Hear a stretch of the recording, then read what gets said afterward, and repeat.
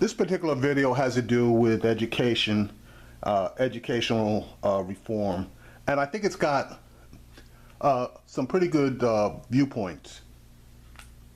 Segment here is brought to you by the University of Phoenix. Ed reform is a huge issue in this country. It is a contentious issue in the Democratic Party because, of course, you have the teachers union, huge supporters of the Democrats, as well as you have folks who believe in school choice. Our cameras were there yesterday for a discussion about the very issue of the future of education in America. We're a group of Democrats and progressives who believe that every child, particularly our low-income children, our children of color in this country, deserve access to a world-class education that enables them to fulfill all of their potential.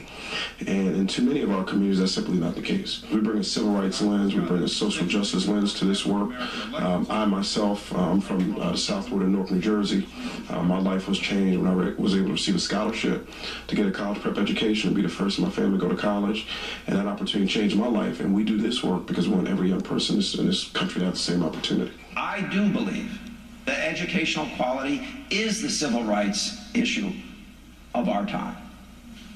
I think purposefully or without purpose, undereducating folks is a form of discrimination. Particularly in terms of young people of color in our cities and some of our rural areas, we see oftentimes college readiness rates of 1 in 10. We see in many communities our African American Hispanic children are graduating barely a little bit over 50%. And that's high school. If somebody told me we only get 50% of our African American and Hispanic kids out of college, I would think that's a catastrophe because in the 21st century, a college degree is really the baseline for what our young people need to be competitive in the global economy. And we can't even get these babies out of high school. And so it's a problem of the highest order.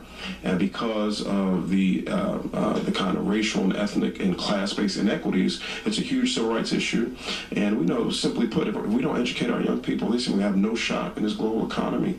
And too often it's kids of color and low-income kids who are kind of on the backside of that. I'm grateful that you have come together to talk about education, because if we're going to move America forward, education is going to be a significant portion of that effort. People know what achievement gap means. It means that minorities are achieving at lower levels than everybody else.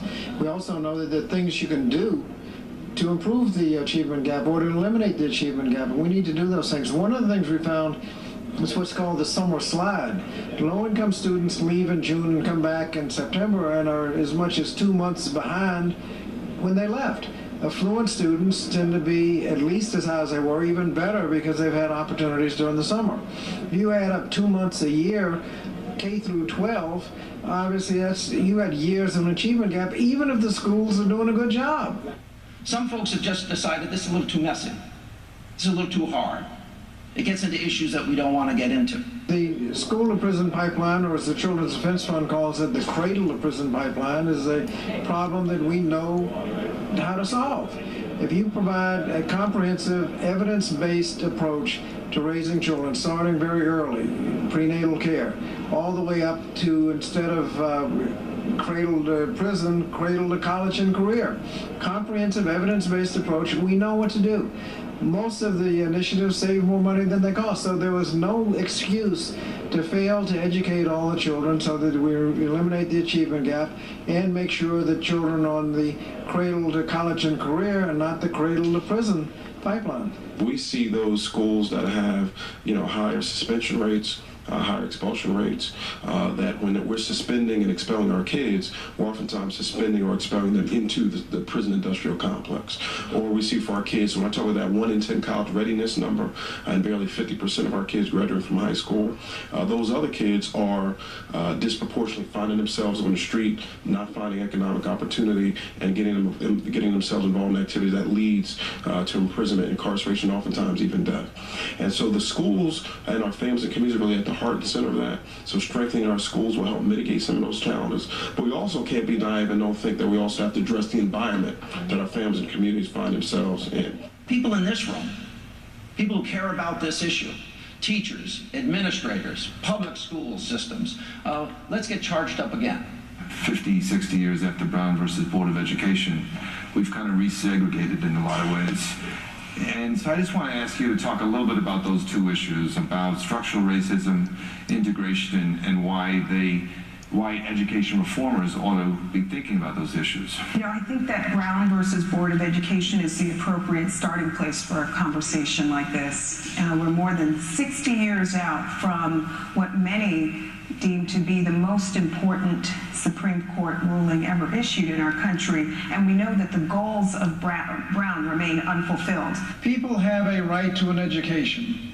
That right was established way back in 1954 in the Brown decision, where part of the decision said that it is doubtful that any child may reasonably be expected to succeed in life if denied the opportunity of an education. Such an opportunity is a right which must be made available to all on equal terms. Folks, we come back. All right, so I thought that particular segment was very informative, and just want to get it out there for people for your own edification.